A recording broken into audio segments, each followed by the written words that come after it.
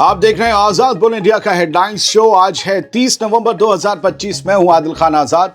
दुनिया के सबसे बड़े अखबारों और पोर्टल से चुनी गई कुछ बड़ी खबरों को आपके सामने रखेंगे जिन्होंने आज सुर्खियां बटोरी। इस शो में आज आप देखेंगे ईरान का बड़ा एक्शन, आईआरजीसी ने स्मगल्ड फ्यूल वाला जहाज पकड़ा, भारत से भी जुड़े तार। कतर ने नेतन्याहू को दी वार्निंग, कहा दो बॉडीज को बहाना बनाकर इसराइल सीजफायर प्लान रोक नहीं सकता। मिस्र की सीक्रेट तैयारी, सैकड़ों फलस्तीनियों को दे रहा हथियार चलाने की ट्रेनिंग। और तेल अवीव में उतरा अमेरिका का सुपर कार्गो प्लेन, यूएई से सीधे आया भारी मिलिट्री सामान। करते हैं इस शो की शुरुआत। ईरान की आईआरजीसी का स्मगल्ड फ्यूल ले जा रहे जहाज पर एक्शन हुआ है, लेकिन इस खबर के तार इंडिया से भी जुड़े हैं। दोस्तों, ईरान की आईआरजीसी ने एक शिप को, एक जहाज को पकड़ लिया जो एस्टवतनी का फ्लैग लगाए हुए था, झंडा लगाए हुए था, और उस पर करीब 3.5 लाख लीटर स्मगलिंग का फ्यूल तेल लदा हुआ था। ईरानी स्टेट मीडिया ने यह इन्फो आज इतवार को जारी की है। स्ट्रेट ऑफ हॉर्मुज में ईरानी फोर्सेस ऐसे टैंकर्स पर अक्सर एक्शन लेती रहती हैं। यह वही चोक पॉइंट है, चेक पॉइंट नहीं, चोक पॉइंट है, जहां से ऑयल और एलएनजी का दुनिया का एक बड़ा हिस्सा गुजरता है। आईआरजीसी के कमांडर के मुताबिक इस जहाज को साउथ वेस्ट में बू शहर ले जाया गया है। शिप पर 13 क्रू मेंबर्स थे, कुछ पड़ोसी मुल्कों से थे और कुछ इंडिया से। अभी तक ये क्लियर नहीं है कि फ्यूल किस नेटवर्क का था और शिप कहां से जा रहा था या चला था, लेकिन ईरान का कहना है कि ये सीधा स्मगलिंग रैकेट लगता है। कतर ने एक सीधा पैगाम दे दिया इसराइल को। कहा है कि दो होस्टेजेस की बॉडीज को बहाना बनाकर इसराइल सीजफायर के अगले स्टेज को रोक नहीं सकता, ये हिमाकत करने की कोशिश ना करे। कतर की फॉरेन मिनिस्ट्री के स्पोक्स पर्सन माजिद अल अंसारी ने कहा कि इसराइल को यह हक नहीं है कि वो ये कहकर सीजफायर प्लान के अगले स्टेज में डिले करे कि दो इसराइली होस्टेजेस की बॉडीज अभी गजा में ही हमें मिली नहीं है। नहीं, वो मिल जाएंगी, अगले स्टेज की तरफ बढ़िए। उन्होंने अल अरबी अल जदीद के पॉडकास्ट में कहा, कतर के मिनिस्टर ने, कि ये दो होस्टेजेस की बॉडीज अभी सबसे अहम इशू हैं। हमारा मानना है कि इसराइल को इन दो बॉडीज को प्रीटेक्स्ट बनाकर एग्रीमेंट की इंप्लीमेंटेशन रोकने की इजाजत नहीं दी जानी चाहिए। माजिद अंसारी ने साथ ही ये भी बताया कि फलस्तीनी साइड इन बॉडीज को, इन लाशों को निकालने पर काम कर रही है ताकि इसराइल किसी हमले के लिए कोई नई कहानी या कोई नया बहाना ना बना सके।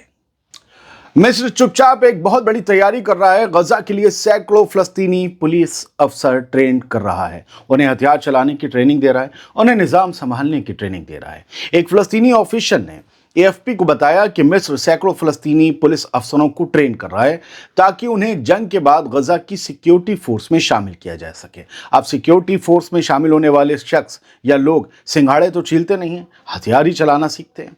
मिस्र के फॉरेन मिनिस्टर बद्र अब्दुल लती ने अगस्त में फलस्तीनी प्राइम मिनिस्टर मोहम्मद मुस्तफा, जो वेस्ट बैंक में बैठते हैं, उनके साथ मीटिंग में यह प्लान अनाउंस किया था। अब इस पर अमल शुरू हो चुका है। खबर यह है कुल 5000 अफसरों को ट्रेन करने का टारगेट है। पहले बैच में 500 से ज्यादा अफसरों को मार्च में काहिरा में ट्रेन किया गया था। सितंबर से फिर ये 2 महीने की ट्रेनिंग शुरू हो गई है, जिसमें नए बैचों में सैकड़ों लोग शामिल किए जा रहे हैं। एक बड़ी खबर है दोस्तों कि अमेरिका का एक भारी कार्गो प्लेन इसराइल के दारुल हुकूमत तेल अवीव में उतरा है और यूएई से डायरेक्ट आया है। ये प्लेन ट्रक में भारी मिलिट्री सामान लोड है। कुछ न्यूज नेटवर्क की इस रिपोर्ट के मुताबिक जुमे को एक बड़ा अमेरिकी कार्गो जहाज तेल अवीव के बेन गुरियन एयरपोर्ट पर उतरा। प्लेन में ओशकोश मिलिट्री ट्रक थे जिनमें हैवी इक्विपमेंट लोड था। इसराइल के कान न्यूज ने बताया कि ये ऑन्टोनोव AN-124 सीधे यूनाइटेड अरब एमिरेट्स दुबई वाले से आया है। यानी गजा के कत्लेआम के बीच भी यूएई का इसराइल के साथ मिलिट्री इन्वॉल्वमेंट जारी है। फ्लाइट डेटा ने भी इसी रूट की कंफर्मेशन कर दी है।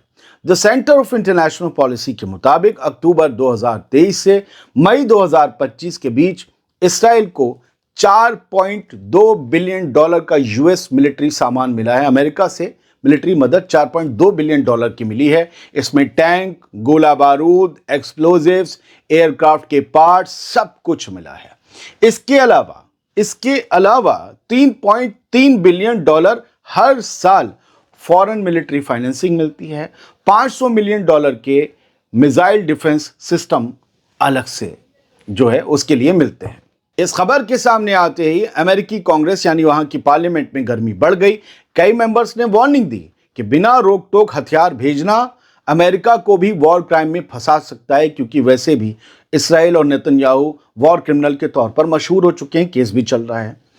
अमेरिकी कांग्रेस में लोगों की डिमांड है, मेंबर्स की डिमांड है कि सख्त कंडीशंस, सख्त शर्तें रखी जाएं हथियार देने पर, क्लियर गारंटी हो कि इसराइल इंटरनेशनल लॉ को फॉलो करेगा, खतरो गारत नहीं करेगा।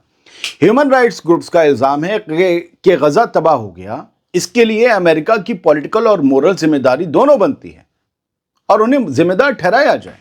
इन ग्रुप्स ने मांग की है कि अमेरिका हथियारों के रोल की इंडिपेंडेंट इन्वेस्टिगेशन की जाए। अमेरिकी हथियारों की, अमेरिका का पब्लिक मूड दोस्तों बदल रहा है। जो वहां सर्वेज हो रहे हैं, पोल्स हो रहे हैं, उनमें 51% अमेरिकन कहते हैं कि इसराइल को और मिलिट्री मदद मत दो। सिर्फ 39% जो हैं वो हथियार देने के मामले को सपोर्ट करते हैं, इन फैसलों को सपोर्ट करते हैं।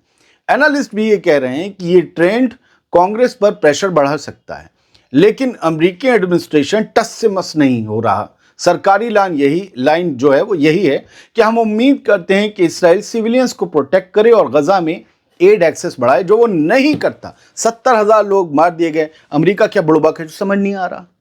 हथियार दे रहे हैं और बाहर लॉलीपॉप चुसा रहे हैं। इनकी पॉलिसी में कोई खास चेंज नहीं है। हमने गजा की जंग में कितनों को नंगा होते देख लिया है। वो वेस्ट जो अपने आप को कितना एडवांस बताता है, हमने देख लिया है। दकियानूसी सोच है। यूएई भी पीछे नहीं है। अरब मुल्क रेल प्रोजेक्ट की मीटिंग तक हो गई उसकी। रिपोर्ट कहती है कोस्ट न्यूज नेटवर्क की कि गजा में 70,000 से ज्यादा फलस्तीनी मारे गए, लेकिन United Arab emirate Israel relation वैसा ही है जैसे इन दोनों के बीच वैसे ही रिलेशन जैसा था। इसराइल की i24 न्यूज के मुताबिक इसराइली ट्रांसपोर्ट मिनिस्टर मिरी रेगेव अबू धाबी का चुपचाप दौरा करके आई हैं। अभी क्यों गई थी? यूएई इसराइल के बीच हाई स्पीड रेल प्रोजेक्ट को आगे बढ़ाने के लिए गई। ये सब चल रहा है। इस पे तो अलग से कहानी बनाएंगे भैया। तो कोई पीछे नहीं और सबके अपने अपने पॉलिटिकल और फाइनेंशियल इंटरेस्ट हैं, उसको देख रहे हैं। आप कहेंगे कि गजा को नहीं। जो यूएई में लोग रह रहे हैं उन्हें भी इस न्यूज़ को देखना चाहिए और उनके हाथ इसके काउंटर में कुछ न्यूज़ आए तो हमें ज़रूर शेयर करें। हेडलाइंस शो में कुछ हेडलाइंस डायरेक्ट लिए लेते हैं। 30 नवंबर को द टाइम्स ऑफ इसराइल ने एक हेडलाइन दी कि एक लोकल हमास कमांडर मारा गया है, कुछ और लोग मारे गए, उनमें से एक लोकल हमास कमांडर भी है और ये रफा की सुरंगों से भागने की कोशिश में मारे गए हैं। जो 2 साल से भागे नहीं जंग से, वो अब भाग रहे हैं जंग बंद होने के बाद।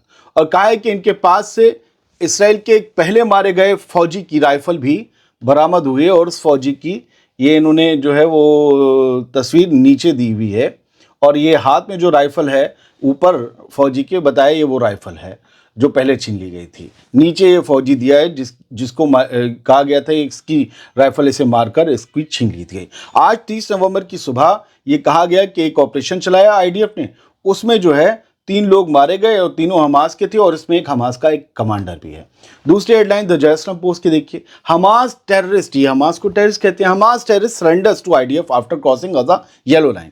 ये कहते हैं कि हमास के एक फाइटर ने सरेंडर कर दिया आईडीएफ के सामने येलो लाइन क्रॉस करके कि भाई हमें जो है माफ कर दो। और ये लिखा है कि वो हमास का जो बंदा है वो अभी ताज़ा भर्ती हुआ था और वो अपनी भर्ती पर अफसोस जता रहा था कि हम क्यों गए हमास के साथ। ये द जेरूसलम पोस्ट का दावा है। कितना सच्चा है कितना झूठा नहीं पता। एक तस्वीर इसी अखबार में थी तो जेनिफर जैकब्स ने शेयर की थी, मैं दिखा रहा हूँ उनके ट्वीट में, कि ये अपनी शर्ट उतारकर हाथ में आ रहा है कि हमारे पास अंदर कोई हथियार नहीं बंधा है और हम सरेंडर करने आ रहे हैं, हमें जाने दो, हमें जिंदा छोड़ दो, या मतलब अरेस्ट कर लो लेकिन मारो नहीं। तो ये गजा की तस्वीर 30 नवंबर को शेयर की गई और दावा किया गया इन्होंने सरेंडर कर दिया। वेस्ट बैंक में इसराइली डिफेंस फोर्स थोड़ा पीछे हटी है। तुबास के बारे में हमने बताया था, बड़ा वहाँ पर जो है ऑपरेशन चला रही थी इसराइली डिफेंस फोर्स। तो वहाँ 200 लोगों को अरेस्ट किया 4 दिन तक ऑपरेशन चलाकर। 166 लोग उनके हमलों में जख्मी हुए और इसके बाद इसराइल ने अपनी फोर्स को वापस खींच लिया। टुबास का ऑपरेशन बताया ख़त्म हो गया, लेकिन इस दौरान इसराइली फोर्स के साथ क्लैशेस भी हुए फ़लस्तीनियों के। और अल अरेबिया की हेडलाइन कहती है कि 10 फ़लस्तीनी ज़ख्मी हुए हैं क्लैशेस के दौरान इसराइली फोर्स नहीं, सेटलर्स के साथ, सेटलर्स भी फोर्स ही समझ लीजिए, मिलिशिया उग्रवादियों की फोर्स है वो। तो रेड क्रिसेंट ने बताया कि सेटलर्स के साथ क्लैश करते हुए जब वो हमले कर रहे थे, फ़लस्तीनियों ने भी हमले किए, मुकाबला किया, और इसमें 10 फ़लस्तीनी ज़ख्मी हुए क्योंकि उनके पास बंदूक और बाकी तो हथियार होते नहीं हैं। एक हेडलाइन ईरान से है, बड़ी हेडलाइन है, इसके बारे में तो स्पेशल प्रोग्राम बनाया जा सकता है क्योंकि ये हेडलाइन फिक्र पैदा करती है कि ईरान ने एक बड़े डैम पर बिजली बनाना छोड़ दिया है। चूंकि वो डैम सूख गया है तो बिजली बनेगी कहाँ से। खबर यह है कि ईरानियन अथॉरिटीज़ ने सैटरडे को इलेक्ट्रिसिटी प्रोडक्शन रोक दिया। मुल्क के सबसे बड़े डैम के रिजर्वायर में पानी का लेवल नीचे बिल्कुल जाने से कहा गया है कि कारके डैम जो है रिजर्वायर उसका बिल्कुल सूख गया है और यहाँ पर अब बिजली बनाना नामुमकिन हो गया है। बहुत बहुत शुक्रिया। सलामत रहिए, खुश रहिए। इतवार है, आराम कीजिए, रात का शो नहीं आएगा।